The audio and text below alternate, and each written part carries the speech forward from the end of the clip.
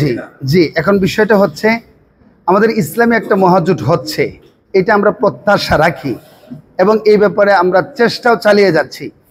এইখানে যে সমস্ত দলগুলি আসছে, এনসিপি বলেন, গণ অধিকার পরিষদ বলেন, তারা কিন্তু সম্পূর্ণ ইসলামী দল নয় এবং ইসলামী দলের যে নীতি ধারা আদর্শ আছে এটা তারা লালন করেন না।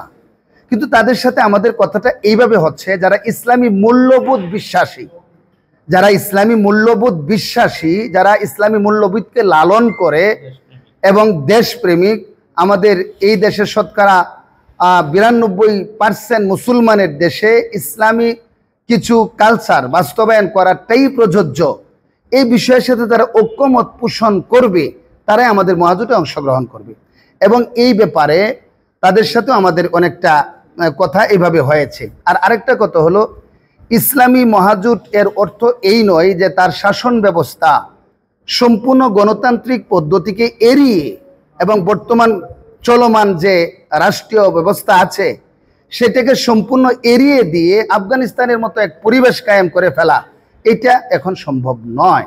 গণতান্ত্রিক ভাবধারাটাকে সম্পূর্ণ অটুট রেখে শুধু আমাদের প্রাথমিক কাজ হবে দুর্নীতিমুক্ত। ইসলাম দুর্নীতিমুক্তকেই পছন্দ করে। ইসলামী দুর্নীতিমুক্ত, বৈষম্যকে দূর করে সাম্য কায়েম করা, সামাজিক ন্যায় বিচারটা কায়েম করা এবং মানবিক মর্যাদাকে প্রতিষ্ঠা করা। আজকে মানবিক মর্যাদা যদি প্রতিষ্ঠা থাকতো এবং মানবিক মর্যাদার প্রতি রাজনৈতিক দলগুলো যদি সক্ষতা থাকতো, তাহলে আজকে সাংবাদিকদেরকে হত্যা করার এরকম ন্যূনতম নেক্ষারজনক ঘটনা এই দেশে ঘটতে পারে না। সুতরাং সেই বিষয়টাই আমরা এগুলো করব। আর বাকি অনেকে বলে যে ইসলাম ক্ষমতায় গেলে নারীদেরকে বন্দিত্ব করে ফেলবে, আসলে এটা ভুল ব্যাখ্যা, ওনারা ভুল বুঝেছেন। নারীরা প্রত্যেক জায়গায় তাদের যে আসন বিন্যাস আছে ওইখানেই তারা থাকবে, কিন্তু পরিবেশটা একটু ভিন্ন হবে।